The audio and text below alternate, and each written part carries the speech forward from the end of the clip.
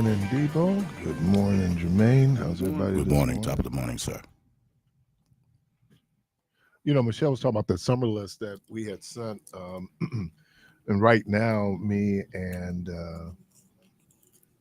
Kennedy dude. I come across. We're reading because she's reading it to me. We're in this together. Leo's Lunchbox, which is actually a pretty good little book. It's by the Reverend Dr. Senator Raphael Warnock. And it's really good. The illustrations, great story though. And her reading, she's been reading it to me, and I think you know, kind of the shift is like to be appreciative and to share. But this kid had to take bologna to school every day. He was just tired, and so his mother ended up buying this very special lunchbox. And oh man, it's really good. So I ended up. It's a cliffhanger. We'll see how it is. So hopefully she'll finish up reading it to me, and I'll figure out what's happening with Leo's lunchbox. During the summer, back when I was a kid, we always went to the library. Always went to the library. I mean, it was one of those things we did. We played football, softball, basketball, but we went to the library. So, and there's this thing that they talk about, that gap when kids are not in school, they're educational because they're not doing anything during the summer. So you get this drop. So if you get them in geek camp, where people go to math camp, computer camp, just something where they're still make sure they're reading books. Sure, summertime is for play, but to make sure that they stay on it because you don't want them to lag and to stay behind. So the book we're reading together is We're in This Together, Leo's Lunchbox. Also, Saturday, and I really want to thank Sister Tiffany Tatum for allowing me the opportunity to talk about her dad, Willie Baylou Mitchell. They renamed King Drive from Ring to Concordia, Willie Mitchell Street, right there, honorary. So the mayor was there, Alderwoman Malele Coggs, former Alderman Willie Wade. Um, wow, I saw Tony Carr. I hadn't seen Tony Carr, former county supervisor Tony Carr, Mark Wade, a lot of good folks. Sheriff Ball, Odell Ball. Odell played with him in high school, or he played with Odell in high school at King. I was telling a guy, London King, because London, he went to Mesmer. I was at Dominican. London was at Mesmer with my brother. And I said, I saw Steve Pryor. I saw Odell Ball. I knew, obviously, Willie Mitchell. And I don't know if Ernell Lucas is listening. I made the right choice by going to Dominican. I made the right choice because I wasn't going to make that team a King. So I made the right choice. You wanted the ball. Ernell said, one of the reasons why you went there is so you could play. Yeah. I ain't Rudy. I just happened to be on the team. No, I really wanted to play. So yeah, coach. Man, put me in, coach. Like to wait till the last game of the season, last 25 seconds of the season to put me in the game. Yeah. Shoot. No, man. So anyway, it was beautiful to see the folks out there, folks, man, that go back. Let me shout out Tojo, man. Tojo, boy, that whole Victor Berger. I was only at Victor Berger school for 1 year. It was the best elementary year of my life. I love burgers so much, man. And I and then we lived in that neighborhood. I told someone I literally was born and raised in 53212. The hospital I was born in was right on the corner of Second and North, right? I went to school. The only thing I did outside, maybe went to church. I know by the time we got to, because that would have been 10. Once we moved up on Fifth Street, and and it's one of the things people miss or maybe don't know about this history was, man, prior to 1968, north of Burleigh was all white. Sure was. It was all white. And so for a lot of our families, this was the first homes they purchased, right? So it was a come up, and it was tough because I found out there's some people had 8 kids in the family, but it was still a come up from where they'd come from. And I think that's why people love that neighborhood. And everybody loved their hood. I mean, your hood is your hood. But that area there, and we had folks who would play basketball at Victor Burger. So you had the people from 3rd, 2nd, and 1st Street. We said 1st and 2nd is down in the valley. And then, you had us who were there on 4th and 5th Street. And the center spot, the one spot that whole community came together was Victor Burger Playground, right? And so the people there, we knew different people, the 3rd Street folks, the 4th Street folks. People were dropping names of some folks that I was like, yeah, man, I remember them. So great honor. I think he's a great representative of that community to talk about, because, real talk, I mean, he hustled, he was always like a businessman, always a businessman. And the baby said, but his basketball IQ, dude, he saw things, maybe because he had those big eyes, he saw things that he was like, why? If you study the game, like if you like a real student of the game, you realize, man, this dude was at a level that boom, boom, boom. And then I think he was born after September the 1st. And so they changed it then that if you're born after September the 1st, you have to wait a year to go to school. So then that would made him, older. He'd had to. It was interesting. But again, thank you for the honor to see folks there who have done very well coming out of that community. Thank you. And here's a crazy piece. I didn't go to Robert Fulton. I went to Francis Parkman. So this was actually the first time I'd ever been out my neighborhood to go to school. So how did you feel about that? Like Didn't want to go there. Didn't want to go. I didn't want to go. I wanted to go to Marshall. I wanted to go to school with white kids. And my mother's like, nah. So then I get to the blackest school on the planet. Parkman was, man, for middle school, man, we were so black. We so black at Parkman. But we better than the best. BTTB, man. No, we were, I mean, just Afrocentric, and I appreciate it. Yeah. I mean, just the awareness of me as a descendant of an enslaved African and the thoughts that I was exposed to. Yeah.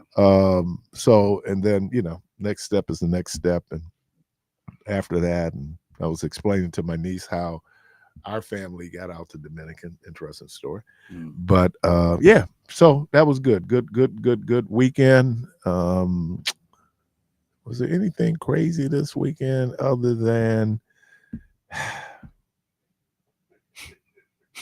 I know the NBA ain't happy. I know, excuse me for using ain't, but I know they ain't. Man, they ain't happy. Can't be, man, because even though they're going to make some money, they're not gonna make the usual amount of money. These dudes need to play the best NBA finals of all time. I'm talking about they need a couple of triple overtime games. I mean, down to the last second shot, you shoot full court and go in. Yeah, you need a whole lot because we are talking OKC and Indiana. I saw this that the last either 5 or 6 MVPs are not American born. Yeah, that's what they were saying. Yeah. Because Djokovic, he's from Canada. He's from Canada. Shea is from Canada. He's from Canada. Yeah. I didn't even think about that. Yeah. So they were saying, man, how because they when wanted Giannis to get some U.S. born. Yeah, because Giannis is not U.S. born. No, he's Greek. Yeah. Wow, that's interesting. That shows you though how far the game has come. Either that or we just getting softer over here. I think that when you get a European player, a foreign player, they're playing a lot of club ball, which is almost like pro ball at an early age. So when they come here, their game is far more advanced than. I don't know the benefit of the AAU term. I know there are people out there who do it. I see it as a cash cow for the shoe companies and others. But because I think this year's the 50th warning, right? Richard Jefferson was just talking about it. He was just on the podcast talking about it. And he was saying how he pulled his kids out of it because how they was learning how to break full court press. And he was like, man, we don't even do that So he was like, what's the purpose behind it? It was just a waste of time. So he And was like, depending on your coach. yeah, I mean, because especially when you start talking like even the middle school, grade Yeah. school levels, but I would say even up in the high school, you have guys who my job as a coach is to teach you the fundamentals. yeah, Then we augment the fundamentals by better skill development. yeah, Some of these guys are coaching because their son yeah, is there, so they're coaching basically their son and not yeah, others. yeah, But that whole skill piece and like I I guess I could have, but if I had my own ball, mm, basketball growing up, I would have gone to the playground and I just would have shot free throws. yeah, But what you see a lot of people doing, a lot of the young folks, they watch a lot of young television like all of us do. So they're looking for this flint. I want to be able to dunk. How many chances do you get to dunk in a game as compared to how many times you're going to shoot a free throw? yeah, How many yeah, times you're going to have an open three? yeah, So I really think teaching them the fundamentals becomes real important. yeah. And then, it's not for some people now, it's like if your star is one and done, when you go into college. And so I don't know how to feel about that. People argue, hey, look, Tiger Woods only did 2 years at Stanford. Yeah, well, Tiger Woods is a once in a generation Yeah. talent. Yeah. Kitty Woods, he ain't so good. Right. Yeah. It's some people that leave college. Well, even now, when you look at some of the draft prospects that was in this year draft pool that actually pulled their name out of the draft pool and went back to school because agents are telling them, hey, you can go undrafted, like you can go first, like early second round, And why late not take second the round, or even year to undrafted. develop? I know you take the risk of injury. Yeah. But you do insurance policies for that. Yeah. Get the year you can mature, man. And then because of NIL, it ain't like you gonna starve. That part. So it's like boxing for Americans, right? Back in the 20s and 30s and 40s and maybe even into the 60s, boxing was a way out. Boxing, you couldn't play baseball professionally up until 48. So, but boxing was, that's how we got out. Well, we're not as hungry. Yeah. So now when you look at where the boxers come from, they come from usually poor countries, right? And the heavyweight division, I don't even want to talk. And now you have also what UFC? Oh, UFC is a totally whole different. It's a whole, but so you got people doing that, and I was watching this piece on the University of Florida football team on the Urban Meyer. I got sore watching this. The weight room. Oh yeah. Oh. Those dudes in the weight room. Yeah. The amount of work that you have to put in. Early morning work too. Yeah, I mean these dudes. They talked about in order to be good. The work that you put in terms of conditioning. Yeah. Oh man, that was incredible. Just to see that, and maybe that's the difference between some folks who you want to be an athlete and you even on a college level. Yeah. And then you realize, like I realized this early on when we were coming out of high school, going to a JUCO, and these dudes not at the JUCO because they can't play. They're at the JUCO because they didn't have the books. Yeah, I'm talking about some incredible talent, man. Yeah, So, the work that you put in as an athlete, right, is, and then even then you get hurt. Yeah, somebody better than you. Next man up. Next man up, man. I forgot about what was his name. Was it Brandon Spikes, linebacker? And he sat behind this brother for a year, 2 years. He said as a freshman, he ends up playing. I think he got a ring with New Orleans. Man, look at Percy Harvin. Forgot about him. Look at Favre though. Favre was a backup. They didn't even think he was going. Oh, when he got drafted, he was an afterthought. Yeah, they didn't even think he was going to be nothing. No, but the Jerry, guy from Jerry Green Bay, Granville. what was his name? Ron Wolf. Ron Wolf saw something in him that nobody else saw. Yeah, Jerry Granville would call him Mississippi or country. And there was a lot of things about Brett Favre's game that was problematic. Yeah. And we saw it. Yeah. But it was always feast and famine, Yeah. right? You know, so great arm. Yeah. There's no question about his arm. But the decision making sometimes was just like, dude. And then I think the older that he got, you know, he got more confident in that arm. Yeah. As opposed to, you know, like you see people like who is it? Vince Young. Oh yeah. Great talent. Yeah. He said, I don't need to be in the film room. And stupid. Wrong. The other guy, Jamarcus Russell. Oh, they said he was faking watching video. Yeah, they would ask him questions. And a question that wasn't in the book, and he was, dude, it is the amount of study that goes into that preparation, man. And people are so into this whole hubris of your power. Look, man, preparation is the key, man. Man, listen, man, this guy at our church, Elder Troy Cotton, man, I got this from him.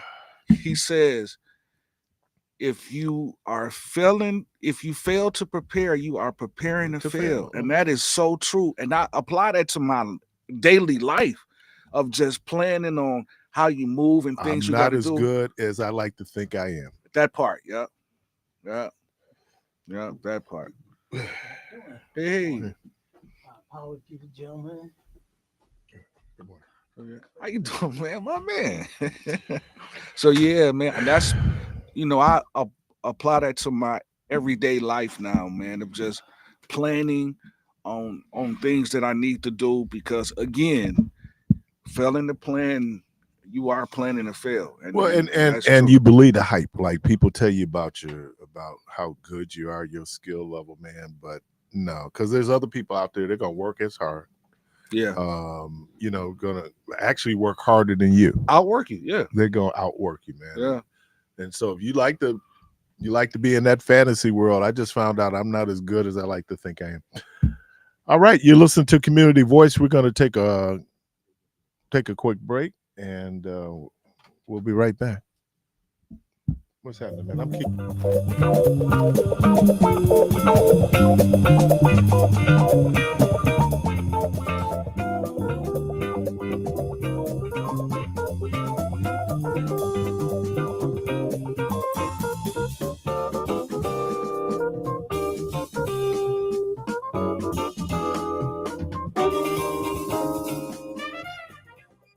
AURN News. I'm Jamie Jackson. The U.S. housing market is feeling the heat, and average Americans are bearing the brunt. Pending home sales dropped more than 6% in April, according to the National Association of Realtors. All four regions of the country saw losses, with the West hit hardest. The group's chief economist says high mortgage rates are to blame. Even though there are more homes on the market, buyers just aren't biting. It's the latest sign that the Trump economy, which continues to favor the wealthy, is making life more expensive for everyone else.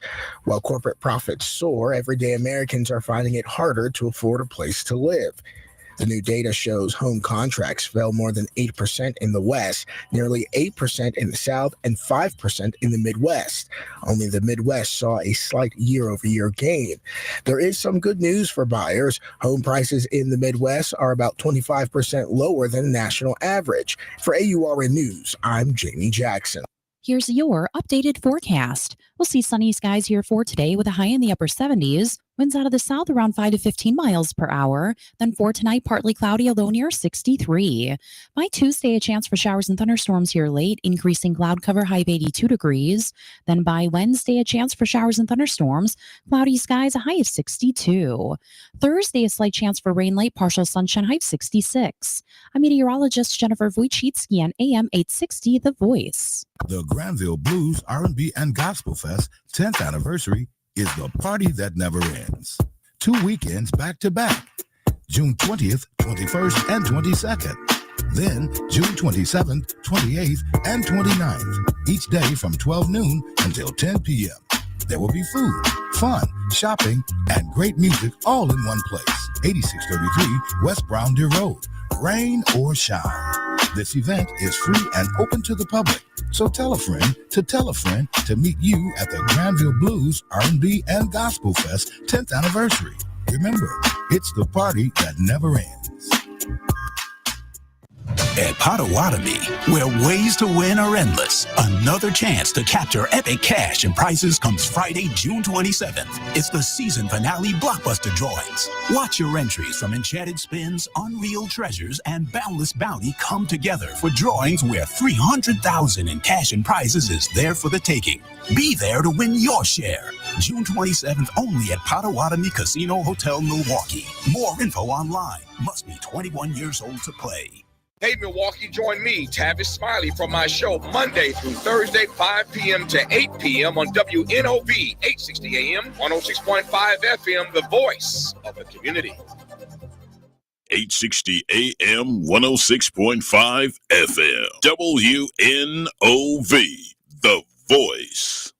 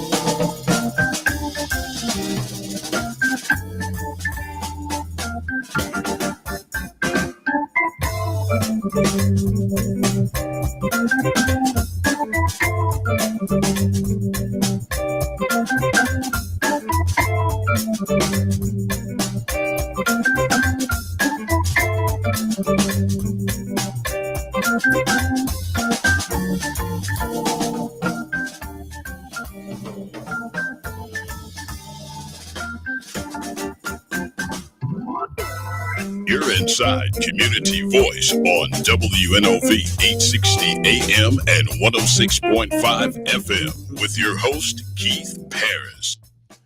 Welcome back to Community Voice, and we're 17 days away from Juneteenth Day, so we have the great pleasure to be joined in studio by Mr. Tony Kearney and Mr. Ken Lowry. Thank you, sir. Both from Northcott and Juneteenth. Well, man, we getting close, huh? Yeah, we're getting close. It's getting more and more nervous for me, but we got a good planning crew, so we think we're going to put on a great show. Juneteenth isn't just Juneteenth Day. The pageant is Saturday, the 7th, at 1 o'clock in Martin Luther King Center. The Freedom Ball is Friday the 13th at the Harley Museum. Ooh. So disappointing. And then, then we have Thursday. You superstitious, man? I'm not superstitious at all. So we have Juneteenth on Thursday the 19th, and then every Saturday, beginning the 21st, we have a concert series that will be jazz and blues, hosting some national acts and some local acts. And we are still looking at acts. So where are we in terms of volunteers?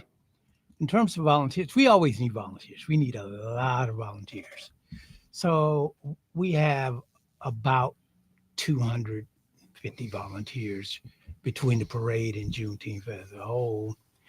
And we're looking to have a total of 400 across the board, because we need volunteers in Kids Zone and Senior Zone, and then our courtesy ambassadors that are going up and down the street, that person that can tell you where to find a turkey leg or where a lost child might be. So we're still looking for volunteers. Juneteenth, like every celebration, needs quality volunteers. Ken, you're responsible for security? Yeah, I'm the chairperson for the security. I'm just making sure that they have everything they need to be successful in regards to private security staff in it, along with supporting our local police department and the sheriff's department. It's let's talk about the parade. Where are we with that right now? Well, right now the parade has about 120 entrants. It will kick off as usual on Atkinson. Shout out to St. Mark's AME, who's always been the ones who kicked us off.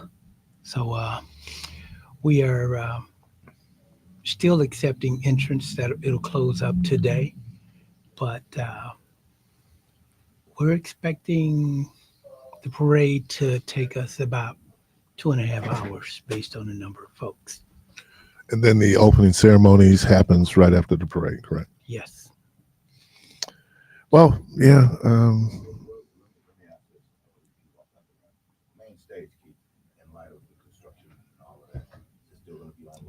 Yeah, main stage will still be in its same spot.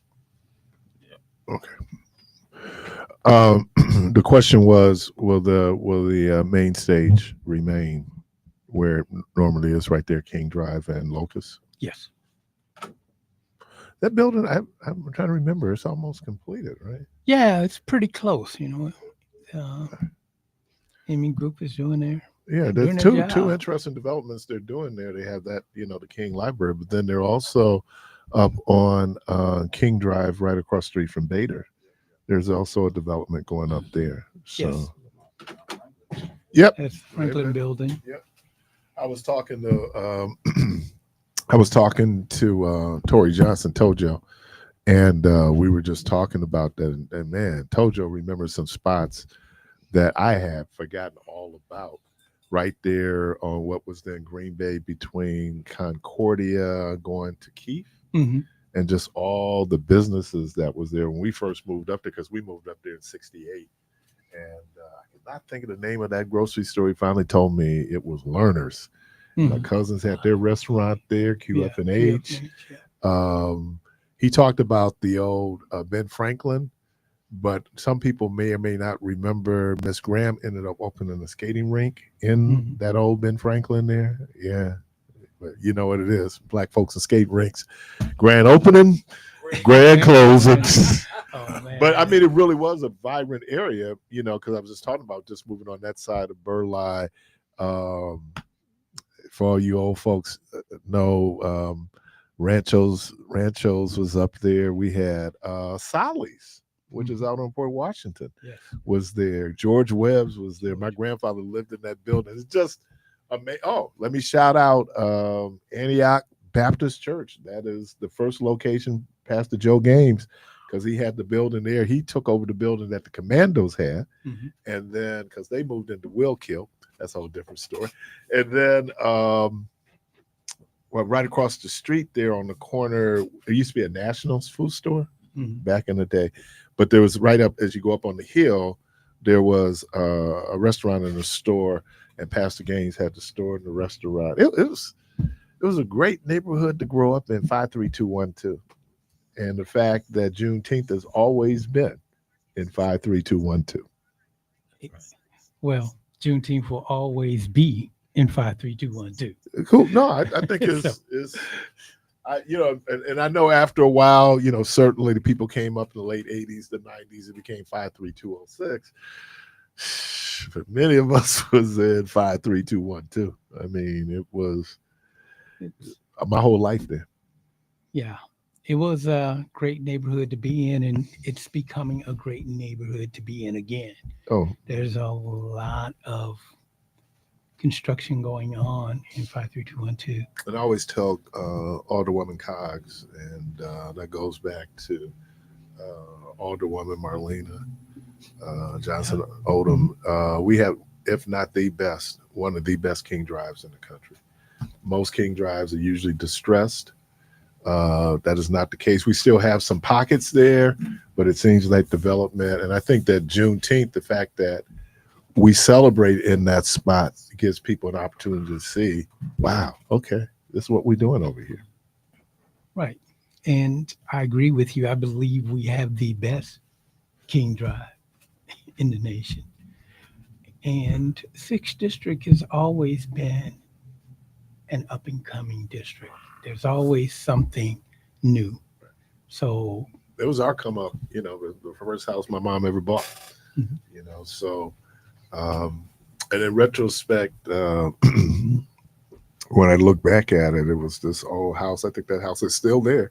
It's well over 100 years old now. We was just so happy, man. We had stairs we could run up and down because we lived in flats, right? So either you're upstairs, you're downstairs. Mhm. But to be able to run up and down stairs, just like we saw the Cleavers, oh man, that was that was cool. So I think the history of this, the folks who because Third Street, which became King Drive, was always kind of the center for many of us. I mean, just going back to the fact that what is it now, Thrive Mhm. on King Used to be Gimbal Schuster's. used to be Gimbal Schuster's, and I mean, so you really, literally, when I was really young, you didn't have to go downtown. It wasn't until the riots Mhm. that changed all of that. But you didn't. I mean, if you went downtown, that was really special because everything you needed, department stores, all that was, in the community.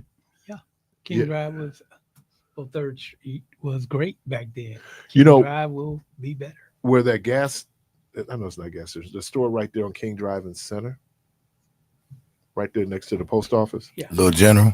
Yeah, that used to be a toy store Really? back in the day. Yeah, where Janetta Robinson is, they used to have these dance studios, and people would buy. It was real interesting. But White Flight. There was a butcher company where the doctor's office is now. Remember the butcher company Yeah. right there? Yep. Yeah, right on. And then right there on Christine Lane, is that what you're talking about? Where Rise and Grind is? Mm-hmm. There used to be a slaughterhouse right there on that corner, Christine Lane. Really? Yeah, I can remember going to Fifth Street in the morning and hearing mooing, and then when I come home in the evening, wasn't no mooing. It was quiet. Yeah, because it was on a burger. That's where it went. It was on a bun. It was on this way to be grilled. But it was funny, man, because it was there. It was interesting, and then that was like a German neighborhood. Mhm. So it was really kind of fascinating, which always made Milwaukee, when you look at the fact that we're doing Juneteenth, and we have probably, if not the longest, one of the longest outside the South, where we do Juneteenth. It was so much there in our Black community that was so enriching. The Echoes Writers Workshop, I remember that as a You kid. remember that? Oh yeah. I worked there. Did you? Oh Yeah. man. I mean, it was, the nation had it, you could, and then not to mention the fact that we were doing open housing marches, 200 consecutive days we marched. And they said one of the reasons why this city didn't riot was because of those marches. So they had a peace march. It was 15,000 people in that peace march. Mhm. They burned down DC. Man, they burned down DC. When I got out there, 76, it was still burned out. That DC that you see now around Capitol Hill, where the arena is, New York Avenue, that's all burned out, man. Those Negroes rioted. They rioted. Well, they had Congress there. So huh? they had Congress there, so they had an immediate target. Well, it used to be, though, literally, man, you could go 3 blocks from the Capitol and you would be in a tough neighborhood. That's, like that Northeast. It was just a tough neighborhood. You could go a couple of blocks from the White House and buy any drug you ever wanted. I mean, it was, Chocolate City was different, very different now. It has become so gentrified. For sure. Where are we in terms of, are there tickets still available for the Freedom Ball?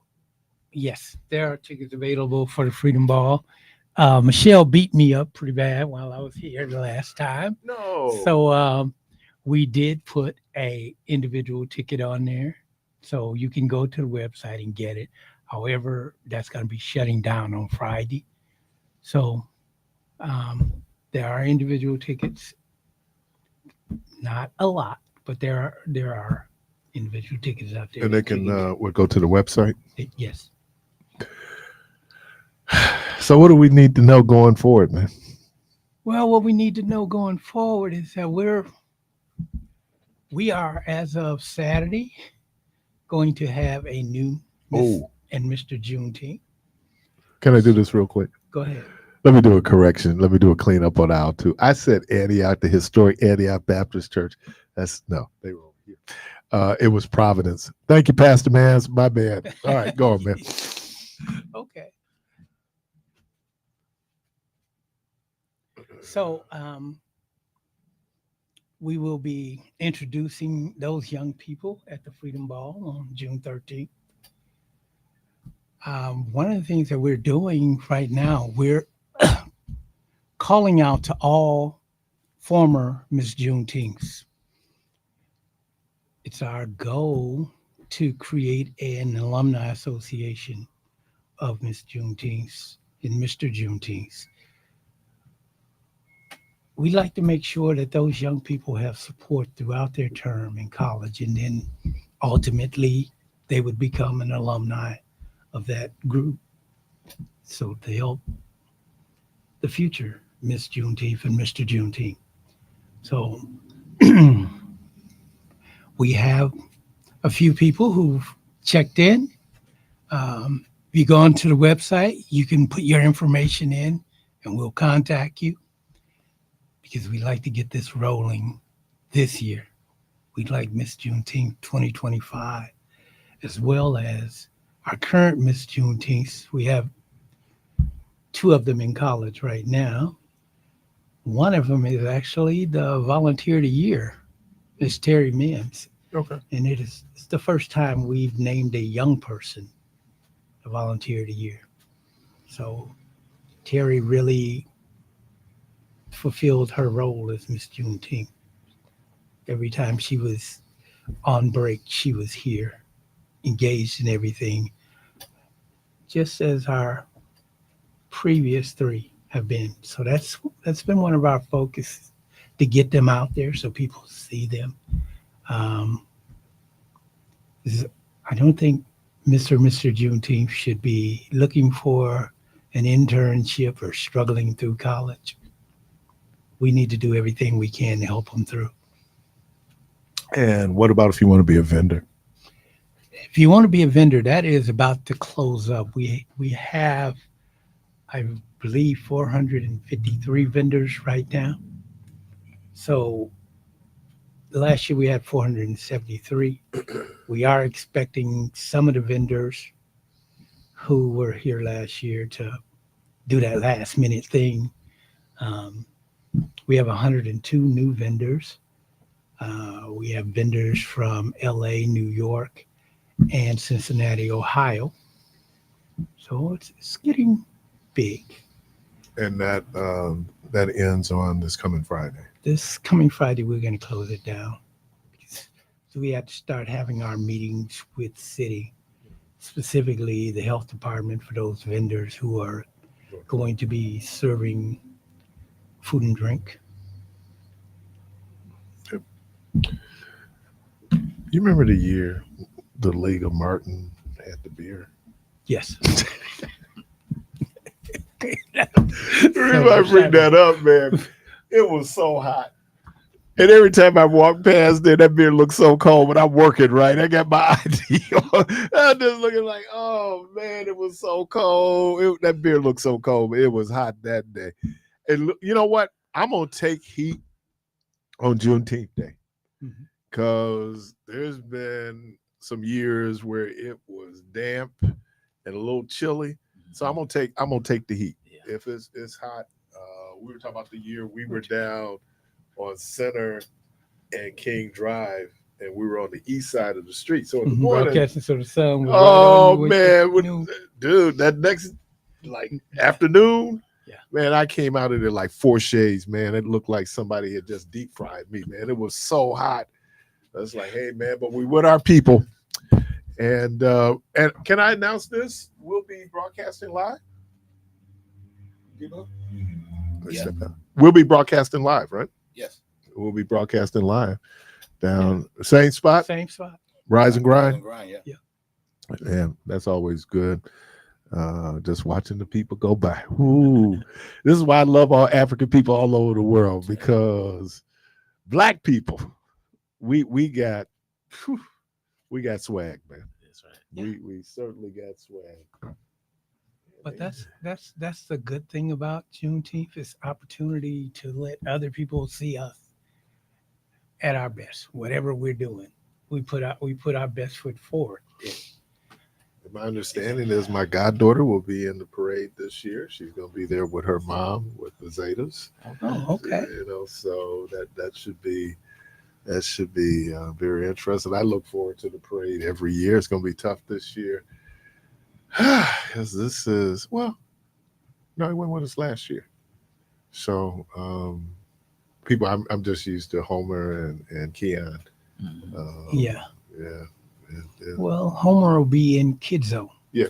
But I just maybe somebody will recognize me this year because when I was with those two, it'd be like they noticed you. No, they did not. They did not, man. And I'm the other guy, but certainly gonna miss Keon. Yeah. Sure. Because you could hear him across the. Oh man! And Keon then didn't need a mic. he jump out the car. I mean, like, dude, you driving? You can't stop the car. That's why this parade went 4 hours. So you predicted right now 2 hours, about two and a half. Okay. So what we're gonna do is for the first half of the parade, try to get all the dignitaries too that are gonna be on stage, Mr. Juneteenth. We're gonna get them through the locust, and then we're gonna turn the parade east on Burleigh. Okay. Right. Oh, you're going east this year, not west. Yeah, because of construction and all that stuff. Oh, okay. We're Then gonna you go figure east. all the people are trying to get down to Juneteenth. Yeah. Oh man, I get there early because I have to set up the tent, and then I leave my car parked there, and let me think.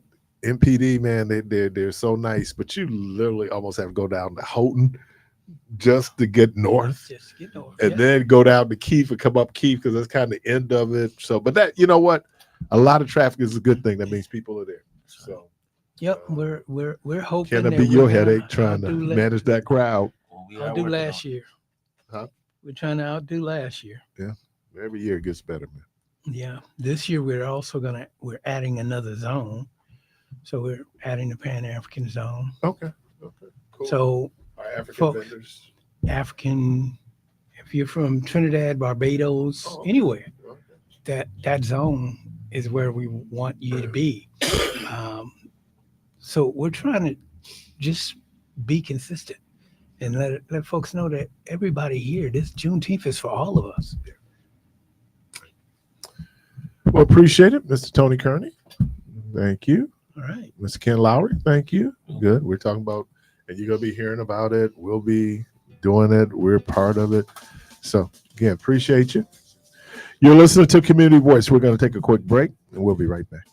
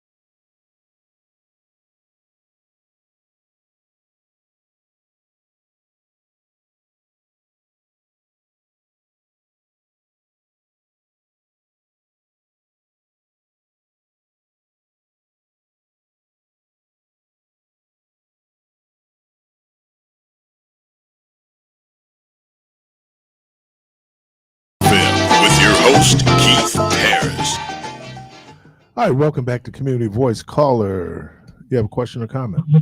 Yeah, I got a question, man, and it's about, and maybe those gentlemen can answer the question. Has it dawned on them or any of us that Juneteenth is slowly but surely going the other way, back up on that hill, like you said, going towards Green Bay? We're National and George Webb's and that laundromat with them. When I was a kid, some kids that burn up in the dryer, that laundromat up there. Isn't it behooving us that they're constantly moving us back out of the 3rd Street area?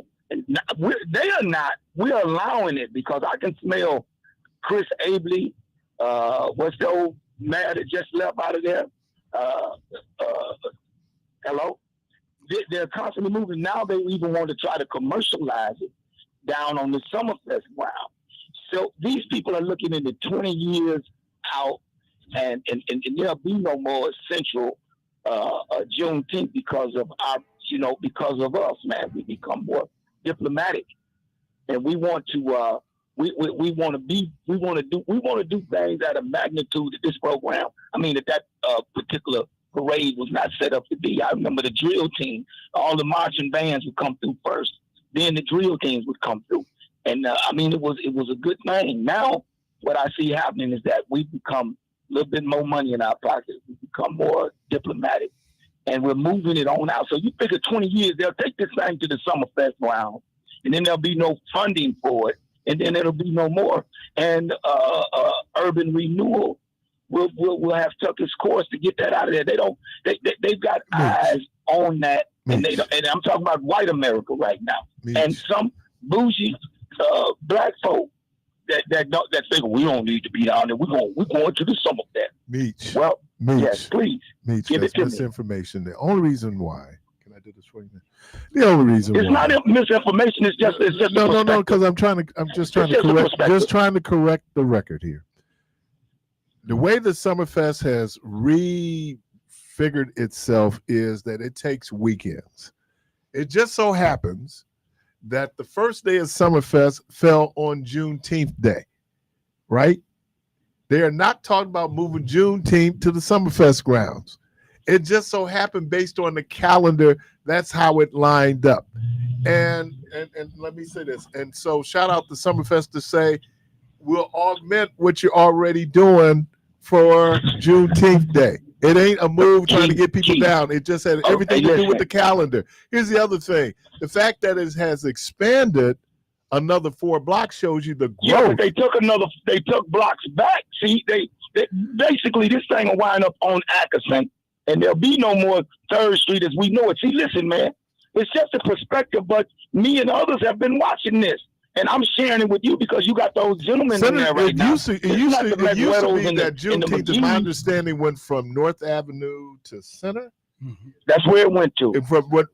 And then they changed it. So now you can include they moved it back up towards to get a little security from the police department. Okay, whatever. But they moved it. Now they're moving it back on. They pushing it back. You starting at Ackerson now, brother.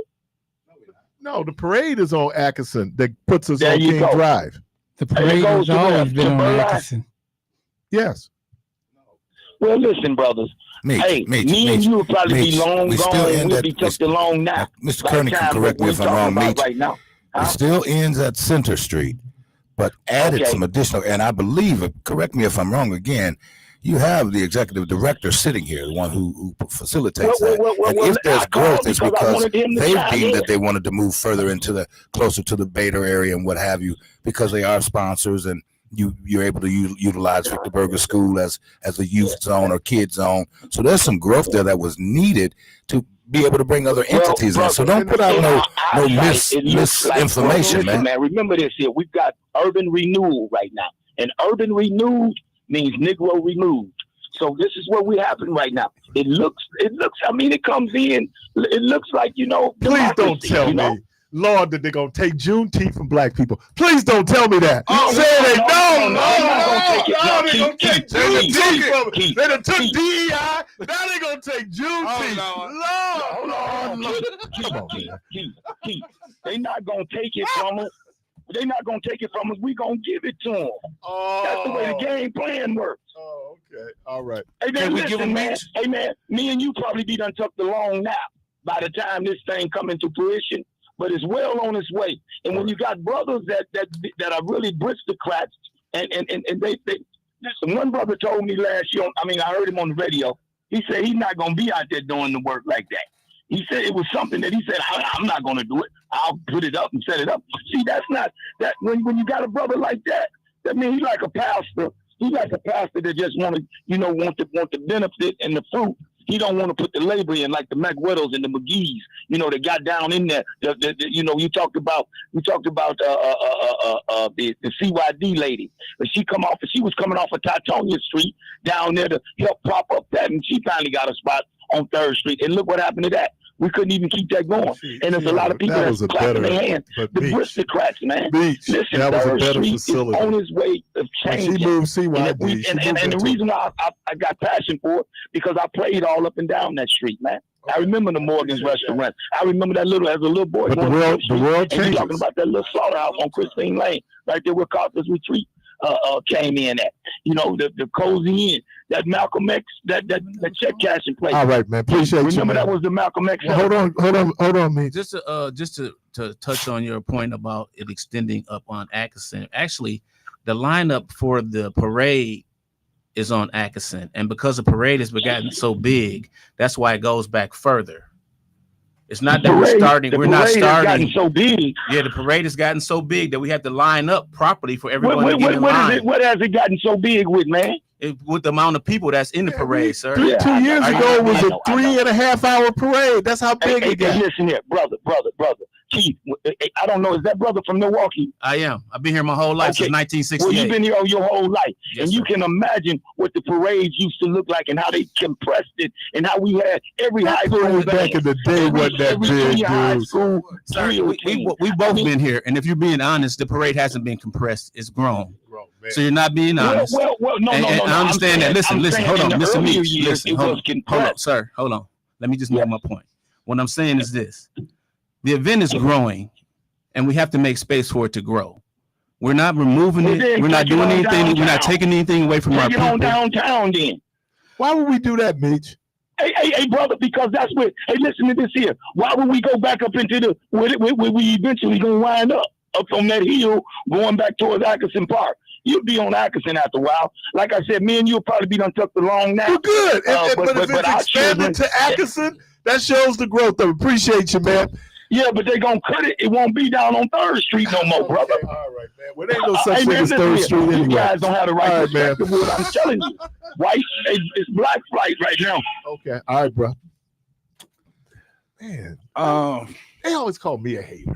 Listen, man, I just chiming in, man. I wasn't going to chime in, but it wouldn't be me if I didn't say nothing. I have watched this grow. I've lived on 21st and Atkinson for 30-something years, and I've watched the parade grow. Even from last year, just seeing all of the people that was out, and even the year before, just seeing all the people that was out, and the things that they was doing for the kids and all of that other stuff, man. So the parade has grown. There's nothing wrong with growth, man. That's the whole objective of the thing. You want to grow. You don't want to stay stagnant. So you want to grow. I can remember, not that I ever went, the parades were like, especially back in the day, it wasn't. So the fact this parade has gotten so big, and you look at look, man, just say, man, I know y'all got to go. Listen, y'all. Hey, Meach gave him something to leave it with, though. They're working on that. Give Meach back or something. So if I could, I just want to leave folks with one. Juneteenth belongs to us, to Milwaukee, and it's not going anywhere. It will expand. Yes. Our goal is to expand it again next year. So we're trying to cover as much ground as we can with over 470 vendors. We need a lot of space just for vendors. That is going to grow consistently with the growth of Juneteenth. Yep. Freddie Mad Dog Carter played with the Bucks a couple of years. His wife was she's from D.C. Her brother went to school with me there at the Mount, and she said, "You from Milwaukee?" Go, yeah. She said, "What's that street festival when they shut down the streets and y'all got thousands of people out there?" I said, "That's Juneteenth Day." Now that's going back. She was here. I think Fred played here in that would have been like the 70s. So the breath and scope. So anyway, appreciate y'all. You listen to Community Voice. We're going to take a quick break, and we'll be right back.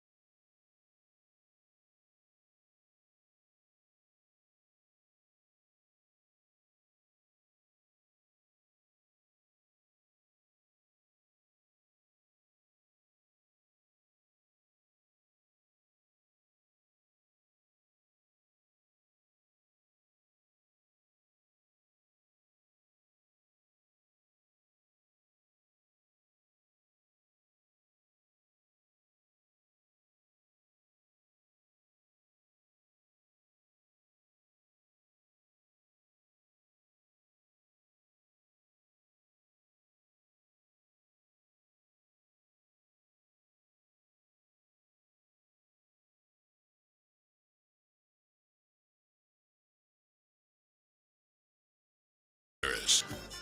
Man, let's run out there, get that drop top. Yeah, Doc. Yeah, man, I'm Hit the just highway. cruise, Yeah. man. That's a nice little Yeah. cruising song right there, man. Hit the highway, man. It's first Monday of the month, and so There he go. Here we go. There he go. first of the month, welfare. It's the first of the month. Wake up. Hey, I did it for a long time. I'm on that calendar. My bad. But anyway, let's connect with DHH, Department of Health and Human Services, Milwaukee County, and we're joined in studio by our executive director, Ms. Shakita LeGrant McLean. Good morning. Good morning. Good morning. How are you? I'm doing great. How are you all doing? Doing very well. Doing very well. We do this every month where we talk about the good work that's being done there with the Department of Health and Human Services. And so we have a couple of special things we want to talk about. Yes. So let me do this first. Let me introduce Elizabeth, Miss Beth. Good morning, everyone. And thank you for the opportunity. I am filling in. My daughter, Devon, and I are filling in for my daughter, County Supervisor Priscilla Cox-Jones, who's a little under the weather this morning. So DHS thought we could handle it. They and can. They got this. Keep on carrying the torch for her. You've never been in front of a microphone, so hopefully it's your first time ever. How you been, Beth? Blessed, so blessed in so many different ways, and just enjoying life. So I've been good. Well, it's Davina, right? Devona. Mhm. How are you? I'm well. Happy to be here. Happy to be here for the celebration that we're planning to celebrate in a couple of weeks. And that's a great segue into this great celebration that we're having on Friday, June the 13th. June 13th. Ooh. Yes. That's a good day. It's a good day. It's a good day. Y'all gotta claim it now. It's a good day. All the people who, I had when I was at Parkman, Mr. Douglas was very superstitious. Okay. So there are no 13s. There were no 13s in that building. Mm. There was no room 13. There was, we were separated by grade, by in the class. So you'd be 7, what would be 7-1, 7-2, 7-3, no 7-13. No 13. No 13 in the building. Wow. I found that a little trivia. But anyway, we have a lot of people don't know. And and I always think the history is real important for a lot of people who are not from Milwaukee, right? This is one of the few cities, if not the only city, when people talked about the public aid office, we would say 12th and Valete. Yeah. Mm-hmm. Yes. 12th and Valete. It became one of those things. People go to public. Oh, you want to go 12th and Valete, right? And then a few years ago, the county renamed it because it had no name other than 12th and Valete. It was named after the late Marsha P. Cox, and it became Marsha P. Cox Department of Health and Human Services building, right? Yes, I was a county supervisor at that time. It was 2003, and in December of 2003, Milwaukee County Board voted in support. We had closed the building down because of it was falling apart, put it quite honestly, and we closed it down. We put staff scattered and worked with marketing. And yes, we reopened it in April, and it was a grand celebration. So walking on eggshells when my daughter Priscilla said, well, we're talking about closing the building down and rebuilding and all of that. And so I went to the word and my faith, and I really applaud Milwaukee County. It's the staff, it's the county exec, it's the county supervisors, it's all those people that make a difference. And in this here new era of human services and health care, I love the logo, the policy of no wrong door. So that is going to be a right door. It's going to be effective. It's going to be efficient. It's going to be client based. It's going to have the confidentiality of the clients in concern, but also an awesome working space for our staff that are in the health and human needs, which is a very stressful position, especially during these days and times when so many of the sustainable programs that keep families that are struggling out there are being eyed to cut. I remember when we had to shut the building down. I forgot that we did refurbish the building, but then they also discovered there was asbestos in the building. And so we were all over because I had staff, and they used to call it the old courthouse annex right across the street where the parking lot is. We had staff there. We had staff everywhere to be able to go in. And my understanding is that building's going to be repurposed. It will be repurposed to affordable housing, and we'll also have our crisis mobile team on the first floor, and then there'll be other providers that they'll work with to have on that first floor. So we built a new building. Tell did. people about that building. We did. I want to tell a little bit about the history of how we got there, though. You all know we closed the hospital that was on Watertown Plank Road, and there were surveys about, who we served out there, and we ended up building the new mental health emergency center right behind the Cogs building. And so what we found was 90% of the folks who we served on Watertown Plank Road lived in the city of Milwaukee.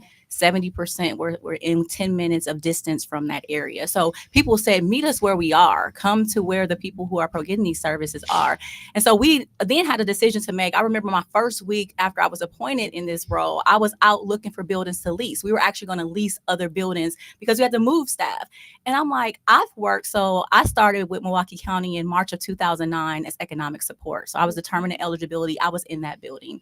And so I'm like, I want to just stay here. Why am I out looking to lease a building? Like, I want to stay here. So when we got the ARPA funds, fast forward where we got the ARPA funds, we had this new mental health emergency center. I'm like, I want to stay here. So we went before the board initially to redevelop and renovate the current Cogs building. It was more than $45 million, and that would not have covered everything. So the county board was like, okay, you all think about other options, right? What else could you do? Is it building new? Is it finding another building? And then we began to work with our Department of Administrative Services to think about what did it look like to build a new building. And that was $32 million. And that's how we came and we approached Supervisor Cox Jones, and we asked her to talk to the family because we wanted, when we think about, as you said, Keith, people knew that building as the welfare building. I worked in that building, but I also know the impact that it had. I was on the other side of that table as an 18-year-old mom going into that building receiving services.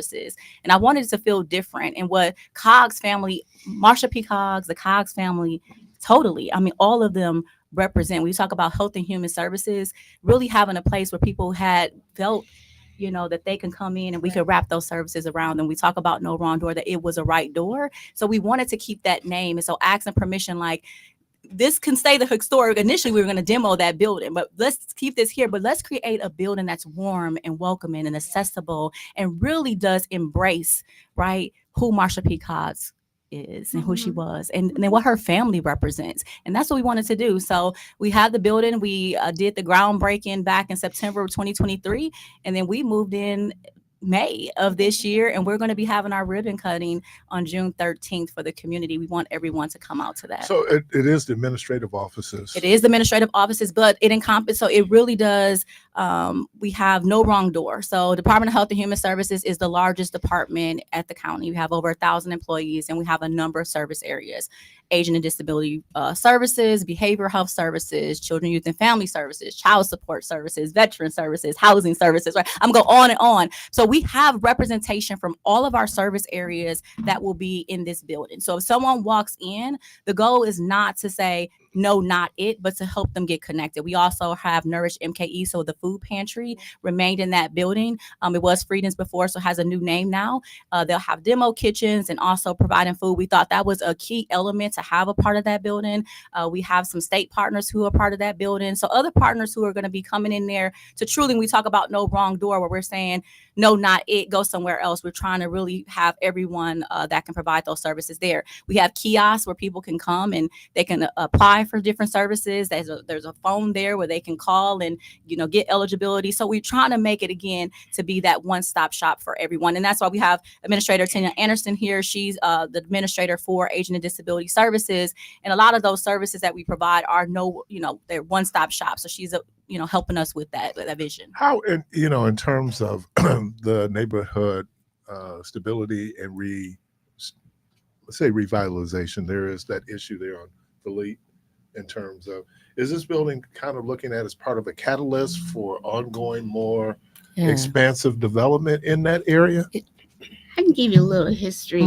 That has always been the goal, and I'm not speaking as a former elected official. I'm speaking as a community person. Decades ago, we had a task force that was called Vision for Valete. And when you really look at that Valete Street, Milwaukee County has so much invested because right down the street, we have King Park, part of the community with the community center and programs and activities. And so we've really been a lifeline. And so the biggest thing is, how do you blend that and all the great things that are going on with not only many of the businesses that are on Valete Street, but Repairs of the Breach has been a partner. Some of the businesses have been behind the scenes partner. But the biggest leap of faith is to erase that boundary of what I call economic apartheid in Milwaukee and get over that Vital and Pfizer Forum and Bucks and all of those people and Downtown Business Association come together with the initiatives of health and human needs and the safety net that Milwaukee County is trying to provide. And I shouldn't talk with my hands. But yes, indeed. Don't want to tear up everything looks brand new since the last time I've been here. And just to add to that, I mean, think about Milwaukee County investment in that neighborhood, a neighborhood that has been invested in for years, right? So we have the new mental health emergency center, a partnership where just not Milwaukee County, but 4 private health systems came together, where we've changed our mindset from these are county patients to these are all of our patients, right? That was a change, right? Then we invested in a new Marsha P. Coggs building, redeveloping the historic Coggs building, and then we got funding from the state to build 120 homes in that neighborhood for first-time home buyers. And then we also got funding to invest in the King Center, right? So you think about that neighborhood and all of that really lifting up, right? What the Coggs family represents. We talk about health and human services, meeting the needs of the people in that community and meeting people where they are. And a little bit just about that history of that area. That's right on the edge of Bronzeville. So my dad, Isaac Coggs, who started this whole service and political and give back to the community dynasty, had a tavern right there on 6th and Walnut. Upstairs was my Uncle T, Theodore Coggs, who was an attorney, his law offices. That was in the 50s, right? And so we've evolved as a family just to totally serve, whether it's the King Park, the Bronzeville, the Harambe area where we've lived for 60 plus years. And then when I even look at that legacy of Isaac and Marsha, I see all the giving that we do. My daughter here, she works for 911. The other one works for Sheriff's Department. Priscilla's a county supervisor. And our relatives, whether it's our Alderwoman Coggs or Treasurer Spencer Coggs, who is the longest serving African-American elected official in the state. And then what people don't know is that my mom's sister, Vertus J. Robinson, was the first African-American woman to be elected in the legislature in Kansas. My mom came up here for a Church of God in Christ convention with her dad and mom, because her dad was a pastor. And ended up meeting my dad, and he took the family out to dinner. And when she got back to Kansas City, she sent a note saying thank you. And he sent her 2 dozen red roses, and what is the old social media? A telegraph. Y'all don't know what I'm talking about, but I have the originals of those transmissions. And that's how people used to say quickly, go to Western Union or wherever and telegraph, thank you, happy birthday, or whatever it may be. So when we look at and I just had a cousin, first cousin, Marvin Robinson, Burtis Robinson, son, who died, passed on last year in August as a state representative in Kansas. So I've sat there and I've analyzed the data, and it's over 180 years that the Coggs and the Youngs family have given to this country in governmental work, public service, and community, and the faith community. So I've been working on this book for a couple of years now. Hopefully, I'll get it finished, but I don't think that from my research, there's no other African American family that's been on the government front, in the community and the faith front as the Coggs and Youngs. And I don't even know if there's been any other political family. So we really are happy about just what my mom's always ended and begun her speeches with: love, unity, and peace. And as prevalent as that is very relevant still today. The idea of no wrong door. Yes. And which is kind of this for lack of a better term, like this whole customer service kind of approach to this, that a lot of times, I think we used to, back in the day, we used that term customer. We no longer could use client or participant. So we said customers. And I don't think that sometimes people understood, even by you using that designation, that means that there's a certain behavior that should be directed.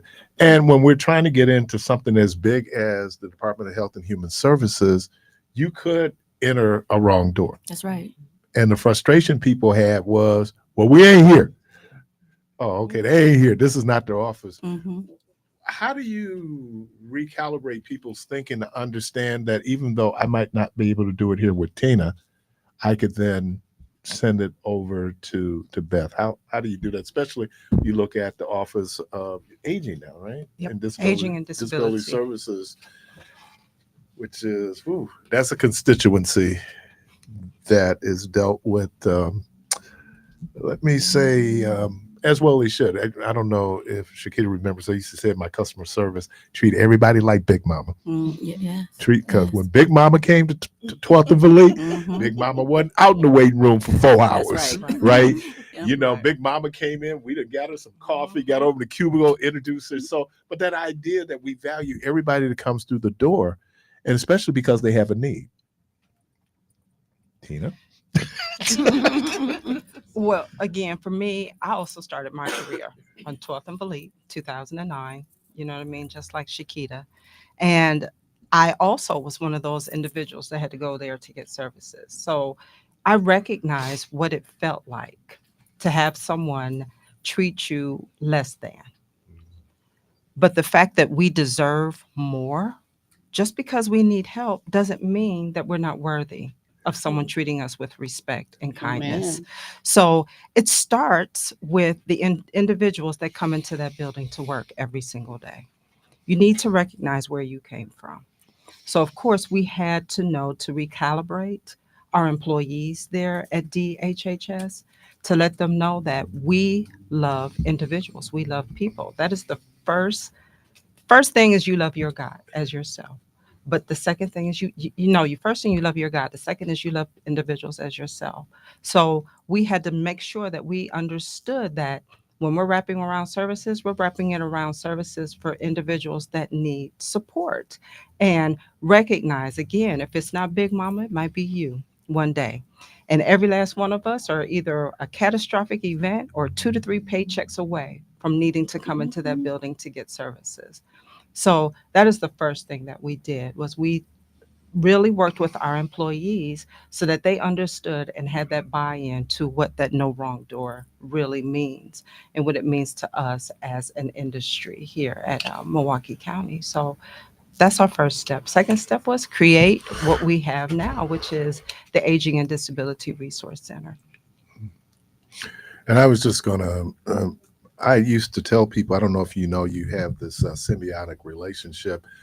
You're eating because somebody else isn't. Now, if we need to get you to that point, that little bit of irony, that I'm here because someone is in need. Mm-hmm. Therefore, I'm not in need because I have a paycheck, right? Mhm. And if nothing else, it was real interesting. Those who I had to interview hundreds of staff, and we used to tell people, when we asked you, why do you want to work as an economic support specialist? Mm-hmm. The number one reason was for what? What do you think? Okay. Help people. Good. I love people. Love people. Wow. Put them on the floor. They found out they didn't really love people as much as they thought. Because when you're dealing with, because they bring that real, when people come in being people. Right. Well, I always have to remind people, like, don't take it personally, right? The person on the other end of that table, I've had people curse me out, right? And I think what you have to remember is that what they're mad at, they don't know me personally. So they're cursing me out, but I know I didn't have any interaction with them before that. So what they're mad at is the situation. Right. They're not upset with me. So I'll stay patient, right? De-escalate. And I've had people come back and apologize, like, I didn't mean that. I'm so sorry. Or I've got cards to say, I'm sorry. And I always try to remind people. So what we changed to in Department of Health and Human Services, when people were hired, they would just go right to their service area and get their onboarding. Now, every new employee has to get a day of onboarding around Department of Health and Human Services and No Wrong Door. So No Wrong Door becomes the foundation, because we're giving examples and we're saying, what does it look like? When we talk about No Wrong Door, it's not that door there. Like you said, Keith, there have been people who come to the wrong doors. We, each and every one of us, we have to choose. We have to be intentional about being the right door. We are the door that we're talking about. So when I talk about no wrong doors, when that person comes to me and they're calling me, and if I say, no, I can't help, I have become the wrong door. I have shut the opportunity because I'm the barrier now. And that person may not want to call again. I could have been that person that connected them to the services and resources that they need. So it's not about me knowing everything. It really is about, how do I get them connected to make sure when they make that call that they're like, okay, there's someone who's trying to walk, because this is a complex system. You know that this system is complex. The rules, the policies, the processes, they're all difficult to understand. And we even have a hard time wrapping our head around it. So to have someone who is in need to call us and for us to say, no, call the next number, you don't know if that was the last call they had, right? So we need to make sure that we are walking them through the process. The one of the greatest customer service trainings I ever went to was corporate, and they would identify great corporate companies that was very good. Nordstrom's was always at the top, right? Because Nordstrom's, they had to change it, but they had the return policy. I remember I went and bought I bought a coat at Nordstrom's, and I don't know how I got it out the store, but the security tag was still on it, and the beeper never went off. And I went off with the tag, and it went off. But so I call them. I said, "Hey, this tag is on my coat," and I said, I want to bring it back. They said, "Oh, we would have come out. We would have come out to the house," because they were taught that even if I can't help you with a particular pot, I'm going to get you where you can get whatever you need. Right. And I think that is, I appreciated it when I saw No Wrong Doors, me like, yeah, that, because you're right. It does become one of those things where it can be very confusing. There are prescriptives, there are laws, there are policies that is around there. So people being able to explain, well, it's not, I work for child support. I can tell you how strongly people feel about child support, right? They're angry. They're angry at child support. And you're trying to explain to them, well, it's not so much, but it's the laws, it's the policies. But how do you humanize that to the point? I know what the law says. How do I make it less toxic as much as I can, right? And I think you do, especially you're dealing with the elderly, because now we start talking about, I was just thinking about the whole spousal impoverishment piece, right? Where people are doing long-term care and how you have to deal with it. There was a young lady that fell in love with me. She's gone home to be with the Lord, but we're at Metropolitan, and she was like the meanest. She was mean, sweet. There's a door that comes in that gives you off, come in the annex, go into the church. She was on that door. Sister Grant was on that door. You wasn't getting in that door. She was having a problem with her husband because her husband went into long-term care and she didn't quite understand. And so I don't think she knew I worked there. She saw me at church. She didn't know I worked there. And my customer service rep, Miss Keisha Cole. Oh wow. Yeah, He no. brought some days back. Keisha Cole, she explained it to her. She da. After that, Sister Grant, oh, I just love, oh, that's my yeah. Those little things. People don't, because sometimes I'm not gonna be able to give you the news you want, Right. but I don't need to make you feel worse Right. about it. So I appreciate it. You listen to Community Voice. We're inside Connect with the Department of Health and Human Services, Milwaukee County. We're going to take a quick break. We'll be right back.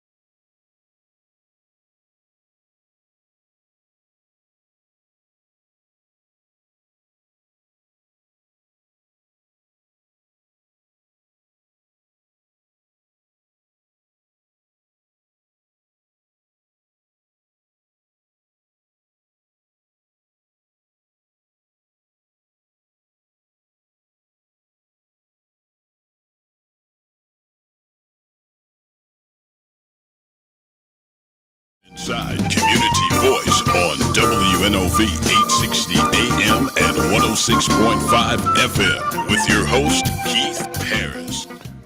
Welcome back. Tina, talk about your office, because my demographic here tends to be the people that we have to, the people we serve, There the you people go. we love, the people we have to love. So we have the Aging and Disability Resource Center.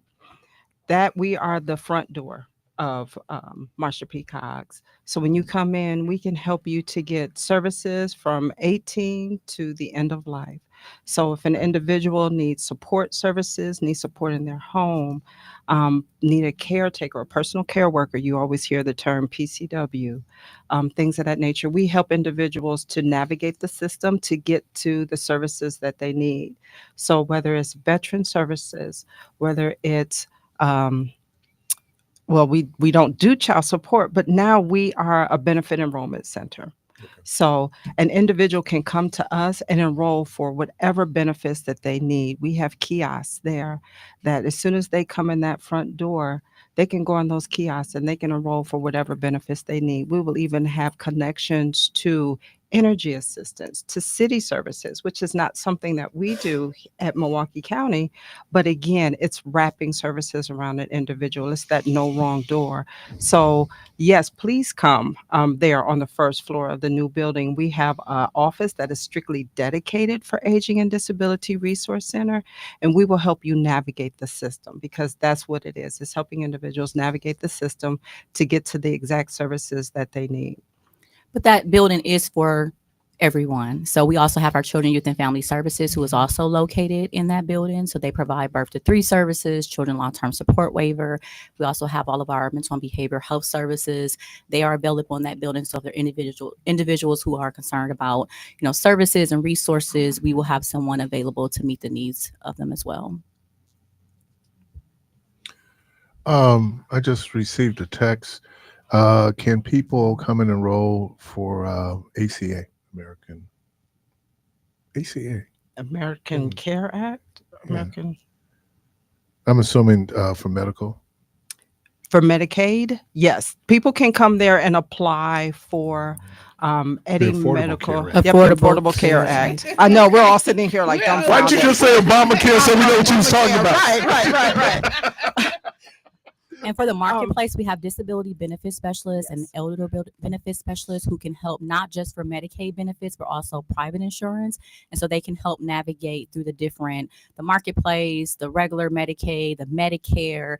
So they help with all those. And so disability benefit specialists for 18 to 59, and then our elder benefit specialists is for 60 and older. Also, there's going to be a resource fair as part of the grand opening. Yes, Talk about that. It's a whole day of good things happening. And following the ribbon cutting, there will be tours for everyone of the new building.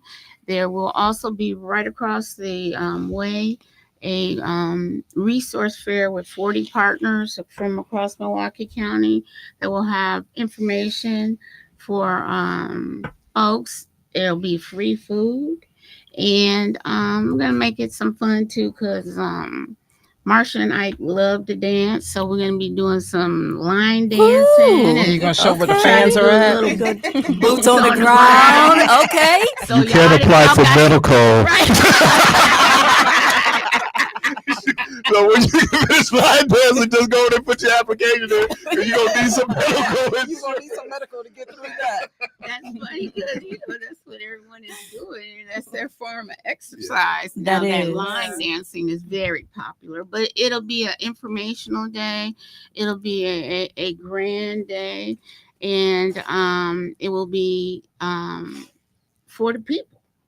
For the people. It's for the people. What we like to say is, it's more than a building, it's a lifeline.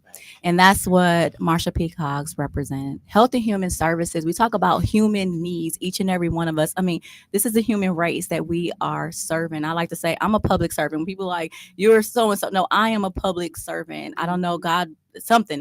He blessed me with this from I was young to now, I've always served people. And so this is not just about a building. I know a lot of people are like, well, you're celebrating a building. It is so much more than a building. This place, and even when, some people, working in government, we have like this deficit mindset. We don't deserve, we shouldn't have. And so when our staff walked in the building, you should have saw that, like, we can't believe, right, that we're working in this place that has light, that's bright, that feels great to be in, and I have people said, I haven't, ate away from my desk in 5-6 years, and you have a space for them. So not just for the community, but for our staff, because if you pour into them, right, they're pouring it right back into our staff. And so not just that we deserve better, but our community deserves better, a place they can walk in there and it is warm and welcoming. And we have staff that they are the right door, that they're going to make sure they get connected. And it's interesting because one of the renovations they did was they added windows. A lot of them. to the Cox building, they added windows. And we had also, during that time, prior to that, we had moved from 15th and National on the south side to 9th and Mitchell. And one of the selling points we had there were universal windows where people could look outside. No one had the office with the window. Everyone had access. Now, people think that that's not a big thing. It's big. That's a real big thing. When you go into work and don't know what the weather is when you come out, or if it's night or if it's daytime or nighttime, you don't know. So all that in terms of how the staff feels about itself, and the environment. I'm sitting up here trying to say. So we call it the Cox Center. Will it become 12th and Cherry? No, it's not. It's the Marsha P. Cox Health and Human Services. Because someone asked the address. The address is 1230 West Cherry Street. It's part of the King Park neighborhood there. Yes. One of the interesting pieces of it too is when people were driving along 43, they'd be able to see that building. Yes. You can see it. Yeah, that very unique architecture, and people go, "What is that?" And they'll go, that is the Department of Health and Human Services building. I had a friend, she grew up in Chicago on the south side. First time she ever came to Milwaukee, she's driving up 43 and she passes Hillside. And she turns to her friend and said, who lives in those condominiums? She said, those are not condominiums, those are projects. Well, we're hoping when people ride past, they're going to say, that's the lifeline. That's our lifeline in Milwaukee County. Because there's a stigma that's attached to people in need. Which I always find really kind of counterintuitive when we say this country is built on Judeo-Christian values. Well, a Christian value is support for the poor, right? I mean, that is that we have need. This dude was thanking me. He was just, oh man, I really thank you. Thank you for caring. Yeah. And I said, well, they paid me to care, right?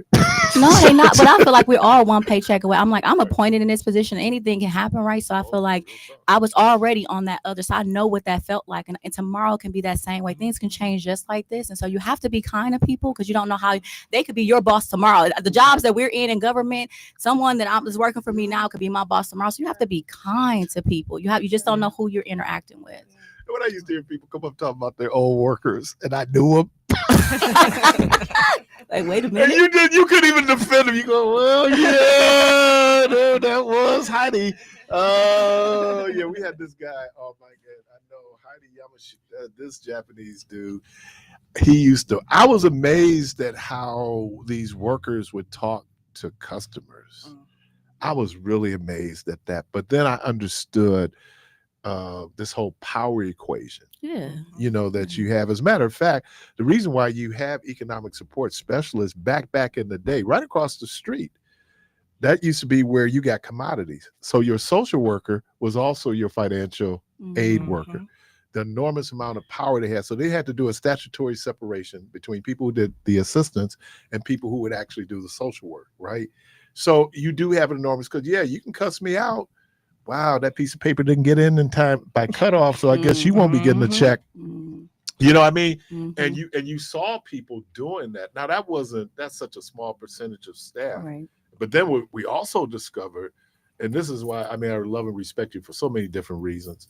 There were people who were on the other side of the table. And when they got on this side of the table was cruel to people who came in. They forgot, where they came from. And so if you could ever root that out, but I think the overall culture is changing. And I appreciate that, where it's not so much about people in these power equations. You see it with social workers, just the power that you had over people and that you would lord over people. No, we're there to provide a service, right? We're there to help them. We're telling people even if you don't know where to begin. I was one of those people that just did not know where to begin because I needed help. And that's all I knew. Come to us. We are there to help you to navigate a very complex system. I used to be a policy analyst for the state. That's how I started off. There wouldn't need to be a policy analyst if it was so easy to understand Real talk. how things were and how they work with getting benefits and services. We're there to help you to navigate that. So again, even if you don't know where to begin, we're there to help you, to walk you through that so that you know where to begin and where to get help. I was one of those parents that had children that had mental health services or needed mental health. I didn't know where to begin. I had to begin at the very place that I worked with. So again, please come in. So we've hired enough people to be able to support you. We've increased our staff for And that look, purpose. This myth out there that somehow when people have to come in and apply for help, one of the most difficult things sometimes for a human being to do is to ask for help. You are vulnerable. You are vulnerable. I have a college education. I'm a college graduate. Back in the day, my uncle brought home, then we had to combine application. You applied for food stamps, you applied for AFDC, you applied for medical assistance, all in that one big blue application. His got sent because what they used to do back in the day was they didn't send you a letter, they just sent it back to you, right? So he gets the application back. Now, oh man, my nephew Keith went to college. He should be able to handle this. Wrong. That fool kicked my behind. Then I realized when I became an economic support specialist and financial assistance worker, how difficult some of the smartest people I've ever met have to manage these programs because they are prescriptive. There are policies, there are laws. You just don't come in just because. And so I have an enormous amount of respect for that staff because I know how difficult their work is, but they do it every day where you're doing the best for folks. Again, it's more than a building. It's a lifeline. The Cox Center grand opening. That will be Friday, June 13th from 10:30 to 1:30. The ribbon cutting ceremony starts at 10:30, goes to 11. And then from 11 to 1:30, people can go for tours. Tours and research. And then they have the resource. How long will the resource? Will that go to 1:30 when they? Yes. So resources available, food available, a good time with line dancing available. So we're asking everyone to come out. We have all our elected officials out there. Medical assistance available. We'll have all the all of that. all the assistance, whatever you need. We'll have folks ready to go, ready to help you. So yes. Appreciate you. Thank you all, ladies. Thank you so much for having us. Thank you. We'll see you next month. Thank you. We see you next Friday. All right. Next Friday. It's already another month. Yes. June 13th. More than a building, it's a lifeline. See you next week. Let me thank the good folks. Let me thank Ken Lowry. Let me thank Mr. Tony Kearney. All the good folks here from the Department of Health and Human Services. Hey, the good Lord willing, the creek don't rise. Hope to talk to everybody tomorrow. And as always, go from this place in peace.